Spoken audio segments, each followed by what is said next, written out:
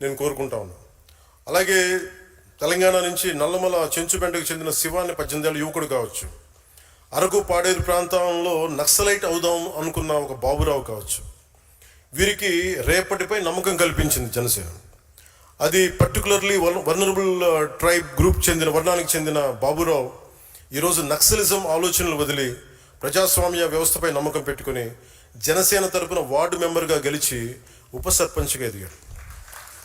ఇలా నన్ను కదిలించే సక్సెస్ స్టోరీస్ చాలా ఉన్నాయి. జనసేన అనేది ఒక రోజులో పుట్టింది కాదు, ఒక 25 ఏళ్లుగా నాలో రగులిన ఒక ఆలోచనలకి ప్రతిరూపం. నేను ఏ స్థాయి నాయకుడిని అవ్వాలని ఆస్తి జనసేన పార్టీ పెట్టల, ఒక ముఖ్యమంత్రి అయిపోవచ్చు అన్న ఆలోచనతో పెట్టల.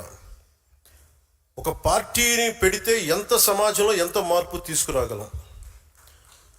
చిక్బళ్ళాపూర్కి చెందిన ఒక ఆడబిడ్డ వచ్చి నాకు అవినీతిపైన పోరాటం చేయలేదు, నాకు నువ్వు ఆయుధం అవ్వన్నా, నువ్వు ప్లాట్ఫామ్ ఇవ్వంటే నేను అలాంటి వాళ్ళ కోసం పెట్టాను పాడి. కొత్త తరహా నాయకత్వం ఎలా నిర్మించగలను అన్న తపన జనసేనకి పునాది.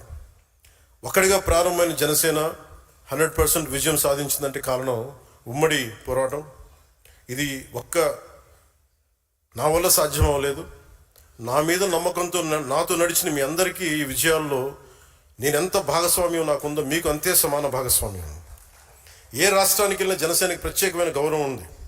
పార్టీ మద్దతు కోరుతారు.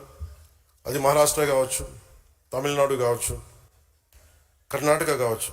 గత ఏడాది మహారాష్ట్ర ఎన్నికలు ప్రచారానికి వెళ్ళినప్పుడు ఎన్డీఏ అభ్యర్థులు మనం వెళ్ళిన చోట దాదాపు 95% స్ట్రైక్ రేట్ సాధించారు. జనసేన మద్దతు ఉపయోగపడిందని చెప్పినప్పుడు అది చాలా చాలా ఆనందాన్ని ఇచ్చింది. ఈ విజయం ఒక్క రోజులో రాలేదు, దశాబ్దన్నర కాలం పాటు మనం నలిగిపోయాం, వైఫల్యాలు చూసాం, గుండాలని ఫ్యాక్షన్ రాజకీయాలను తట్టుకుని ఇక్కడ దాకా వచ్చాం. ఈ మధ్యన పక్క రాష్ట్రంలో